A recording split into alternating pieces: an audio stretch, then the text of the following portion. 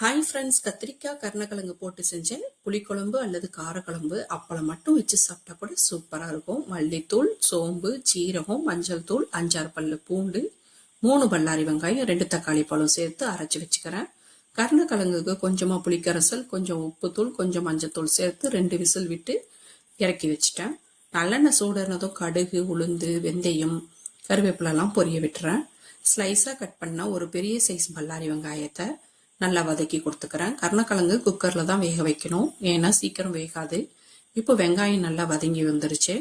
1 table spoon அளவுக்கு மிளகாத்தூள் சேர்த்து நல்லா கலந்து கொடுத்துக்கிட்டு 1 தக்காளி பழம் கட் பண்ணதை அதையும் நல்லா வதக்கி கொடுத்துக்கிறேன். தக்காளி கம்மியாக தான் சேர்த்துக்கிறேன், புளி தான் நிறையா சேர்த்துருக்கேன் இன்னைக்கு. மசாலா அரைச்சி வச்சிருந்ததை இப்போ சேர்த்துக்கலாம். சேர்த்து நல்லா மிக்ஸ் பண்ணி விட்டுடுறேன். கத்திரிக்காய் கட் பண்ணி வச்சிருந்ததையும் இப்போ சேர்த்துக்கிறேன்.